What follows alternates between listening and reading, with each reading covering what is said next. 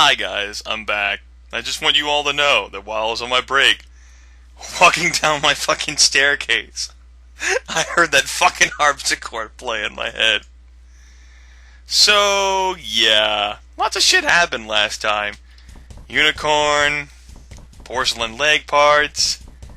What we're really looking for here is the final part. What? What the fuck?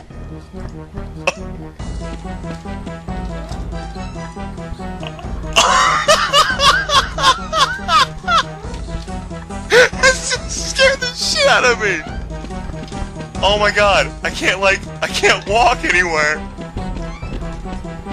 This has got to be one of these hallucinations. Oh. That scared the shit out of me. That's an advantage to not finding the part.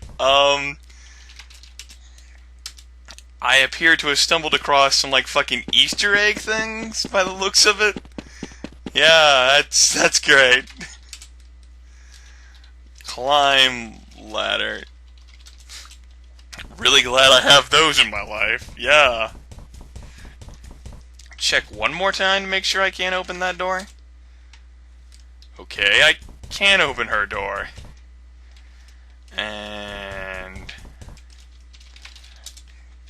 the leg's not in there. That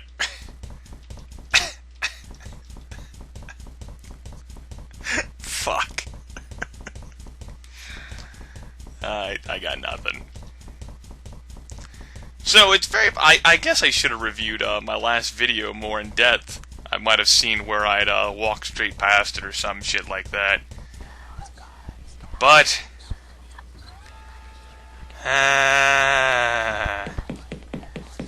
one place is just as good as another to look, right? Now I know I found a part out here on the light side. Well, maybe I'll refer to them as light world and dark world. I don't think I found a part out here on the dark side. It's not the east or the west side, no. It's not the south side. If we can not terrify me like that game, I would greatly appreciate it, by the way. Just so we're clear. The less that happens, the better. The porcelain leg is not in there. It's not in here. I'm getting a little frustrated now. It's in here, and I'm pretty fucking sure it's in none of the rooms upstairs. Eat Bill. Open door. It's not down here. Oh, fuck. Fuck. Excuse me, let me check this bathroom one more time. Nope. Fuck.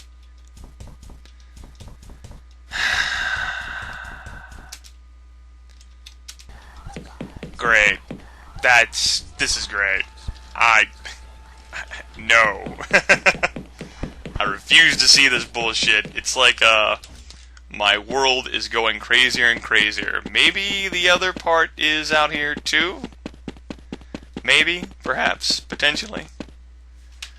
Look, porcelain leg. Look, porcelain. Okay, so the only time that shit pops up then was in where? The fucked up room in 2B?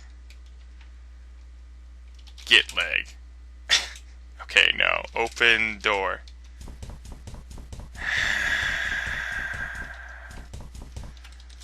Maybe it's in the safe. Oh, fuck. Well, it's in the last place I looked. Alright, and switch me back to doom and gloom now. Fuck. That only took, like, what, additional 5 minutes into this recording? On the bright side, I guess those things that I'm stumbling across are, like, I don't know, fucking Easter eggs or some shit? Hallucinations? You got me. I don't know. At any event, yeah. Okay. Let's see if I can fucking remember the right command to use this time. Put leg on doll. The body was intact. For reasons I couldn't explain, I sensed that something had changed back in the real world. What kind of ridiculous locking mechanism is this? One the gentleman thief cannot unlock. So, if you folks will excuse me, it hurts. And through here we go, and let's see if we can fucking open this door now. I swear to fucking God, if Lenkmann's not fucking here, I'm gonna fucking choke a bitch.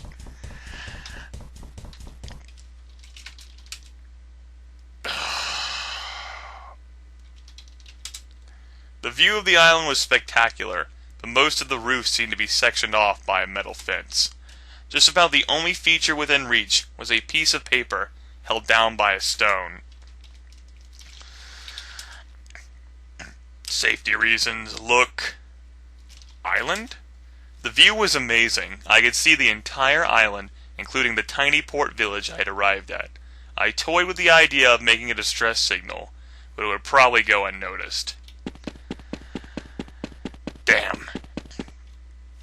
Look, stone. The note seemed like another of Lenkmann's letters, but for some reason I felt my gaze drawn to the stone. Oh boy. Get stone. Clanbronwyn Island, July 28th. Again, 1501 AD. It's a fucking significant date, isn't it, folks? A sturdy tree, this. It took us from dawn to dusk, but finally we have it done. We finally have it done. With that tiny axe. 'Twas indeed clever of us to investigate this island, eh, boy? I've never seen such a gigantic oak, nor do I expect to again. That tree is like 50 times the width of that axe, at least. Father, look at these stones. Do you think there was once a house here? It matters not. Why must you always look everywhere but at what matters? This is your... Uh-oh. And he knew the name of the king?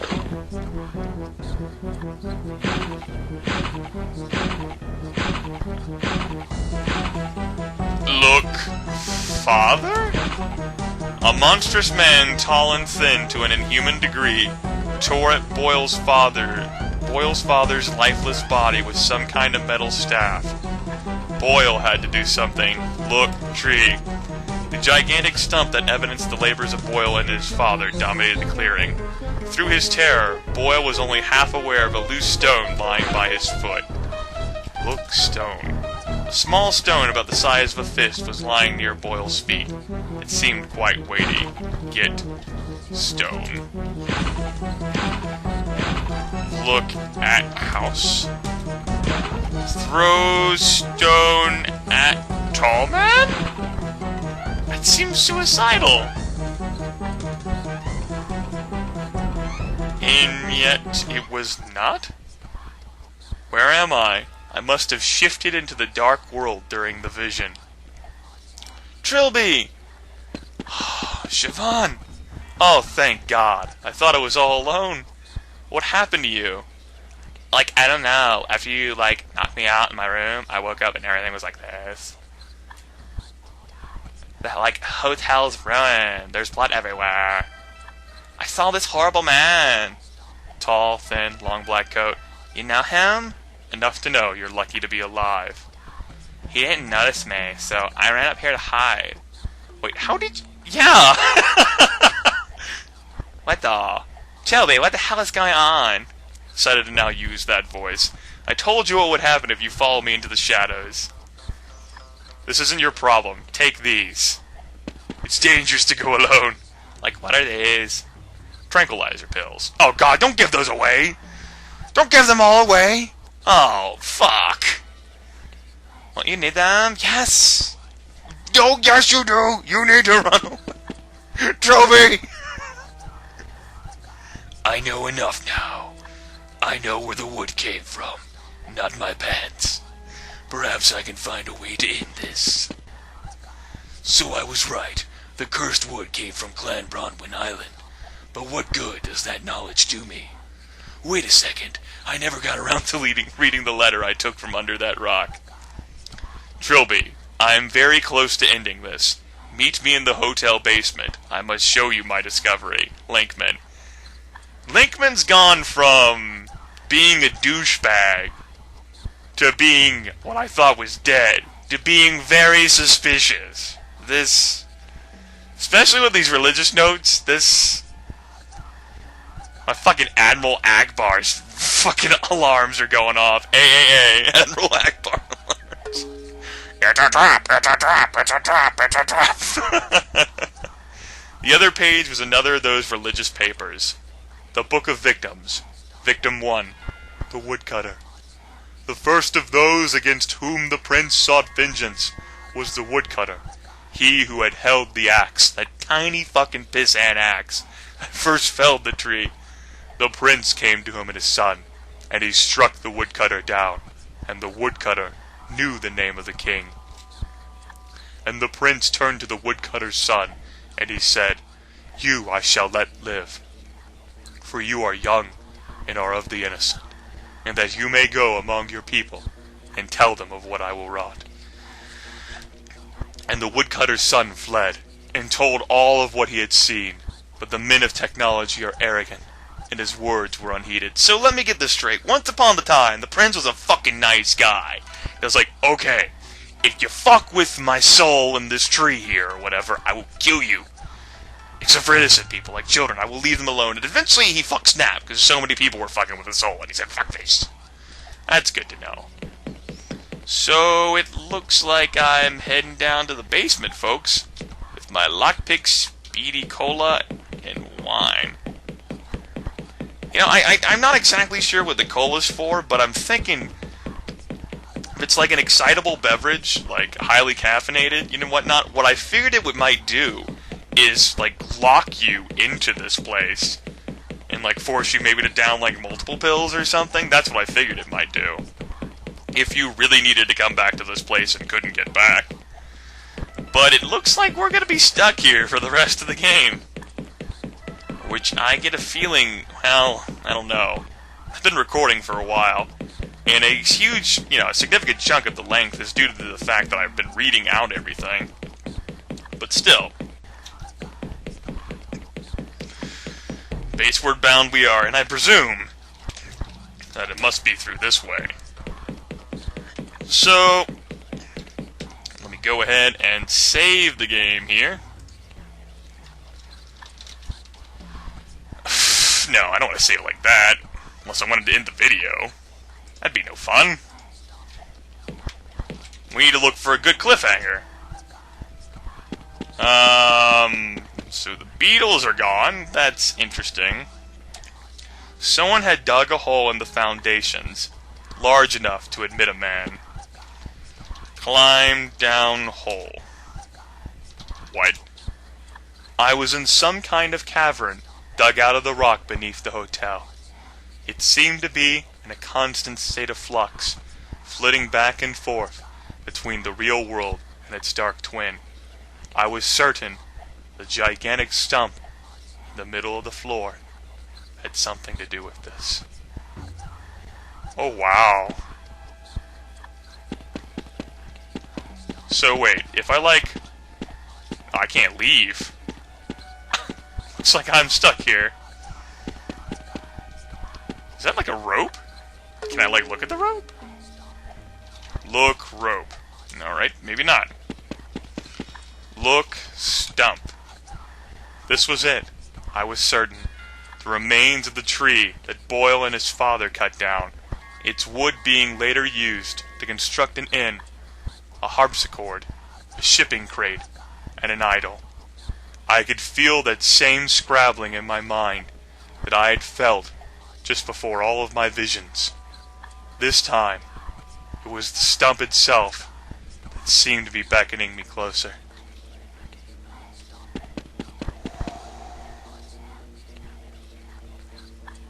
Ah, what the hell.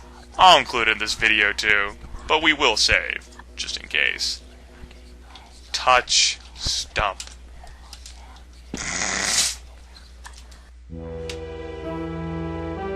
Clanbronwyn Peninsula, July 28th, 55 BC. We went back a few years.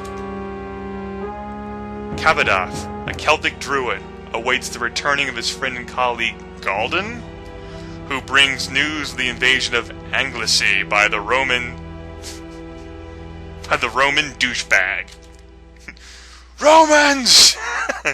This day!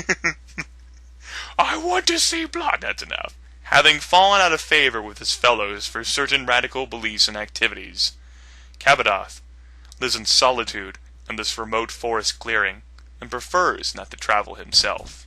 Cabadath, Galden, you bring news? The foreigners have landed. They cannot be deterred by our sorcery. All is lost. Oh, certain are you? They are making their way across the land, eliminating resistance. Even you, out here, will be brought down within days. I'm sorry, Cabadath.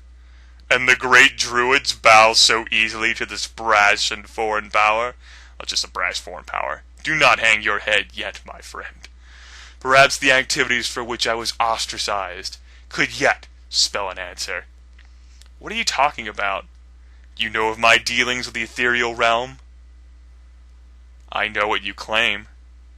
That there exists some otherworldly territory populated by demons and creatures of magic.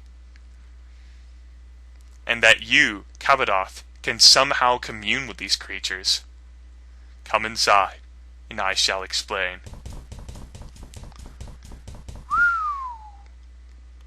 Cabadath, what is this madness?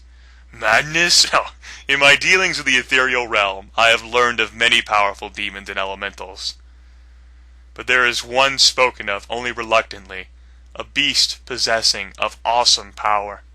You plan to summon a demon? The most terrible of them all, who strikes fear into even the most unflappable creatures I have spoken with. A pain elemental. Me? Indeed, the only pain elemental, ruler of a desolate wasteland where none venture, an invulnerable, hugely potent beast that feeds on the agony of others. And today is his day, the day when the boundaries between the realms weaken and he glimpses our world. To bring him through at that point should be simple. Even if you could conjure such a thing, I would know about that. How would you have it defend our land? I have much knowledge in the ways of magic. What a fucking arrogant fool. The correct bindings, any demon can be forced to my will. I completed the preparations while I waited for your return. All that remains is the summoning. Live life. Live life. Like you're gonna die. Because you're gonna... I suppose I shouldn't spoil the moment. You shall see your nonsense soon enough. In this hall of death, and by the light of Belenus's gift, I summon you. I bring you gifts to mark your path. I feed you with pain. I call you with madness. I summon you with the greatest loss. And I bind you by your true name. Jizo? By the gods. I've reached out to you through the void, Jizo. I command you by your true name. Show yourself! Cabadath, please stop this. Show yourself!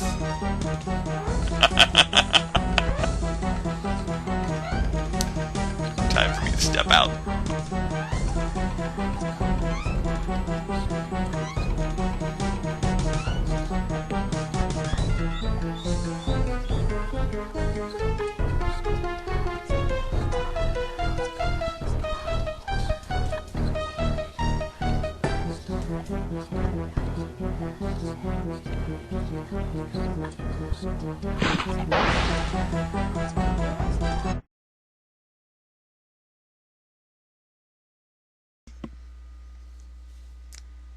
Jizo, of course, has no use for meat. It feeds on pain. It does not kill its prisoners. Cabadath's agony was a particularly rare morsel, and Chazot ensured it would last. We've seen that name before, folks. In fact, I've been informed on numerous occasions that the official name of all these Trilby videos, fucking Chazot mythos, here's copypasting from Wikipedia. Moving on. We've seen the name before in this game. His soul was placed inside an oak sapling on the site of his old home to grant his body immortality. For 5 centuries, as the tree grew, he knew torment beyond even his most depraved imaginings. A pain elemental, huh? That does not sound like the kind of being I want to piss off. What is it with fucking people who can call down sorcery? That's like a fucking... Well, that's a stereotype in anything, even non-magical realm. It's like, I got this. I'm just gonna summon the most powerful thing. I can handle this. All beings of magic must obey my laws. You know, the certain things. I'll be okay. Just because every demon I've ever called is totally terrified of this.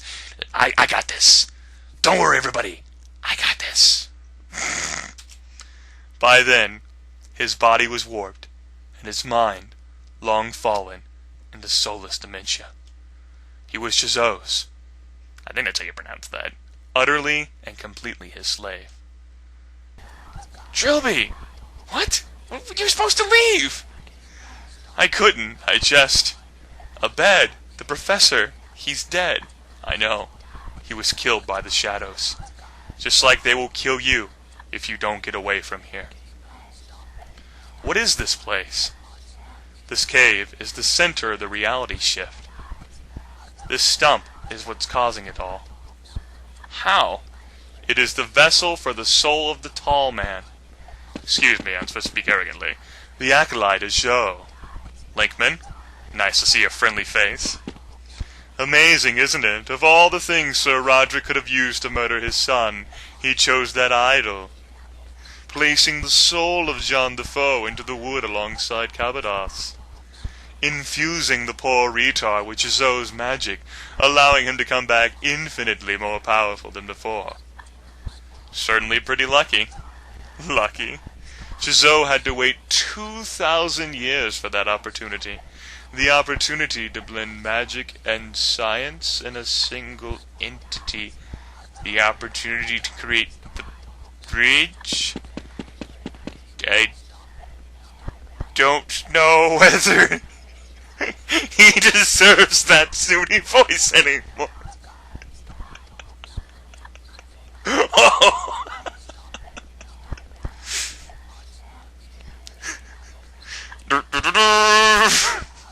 Captain Obvious is drunk.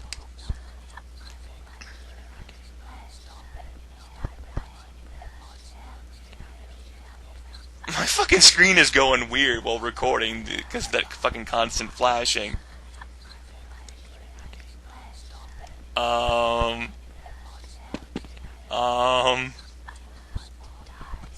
Oh, okay.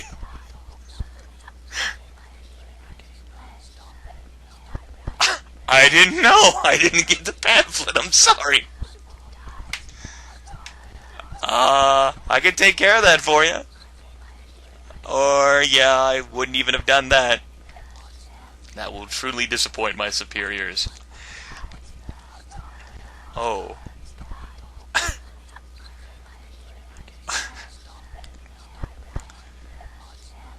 Aw. Well, not as bad of a plot twist as, that one at the end of 7 Days a Skeptic is, right? You honestly believe that joined some insane cult just because you handed me some leaflets? Personally, no. Oh. Trilby just got fucking owned there. Like, I just, like, fucking engaged him in, like, a chokehold and then shanked him. A knife in my gut brought an explosion of ice-cold agony. I heard the pitter-patter of my blood on the rocky floor. Lenkmann, you son of a fucking bitch! The pain, the surprise, and my exhaustion went together to cause immediate unconsciousness. Great. We didn't have another one of these, like, fucking, you know, like, tied in a chair moments. No, because we're fucking bleeding out to death. I awoke to find myself splayed upon the stump, blood still slowly leaking from the wound. My wound, excuse me. In my injured state, I could barely move. My limbs refused to respond. I was as weak as a newborn. Lenkmann? Oh good, you're awake. I was afraid you'd miss this. What are you doing? I'll stop reading. Well, here's gentlemen, your staggering attitude to foeman and the order needing to nudge things along. We need a connection to Joe to help administrate his coming. And today might be the only opportunity we have all year to summon the tall man.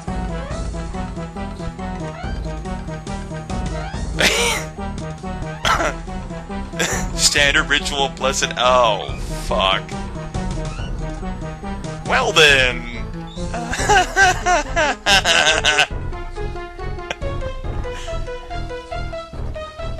Yeah! You won't be.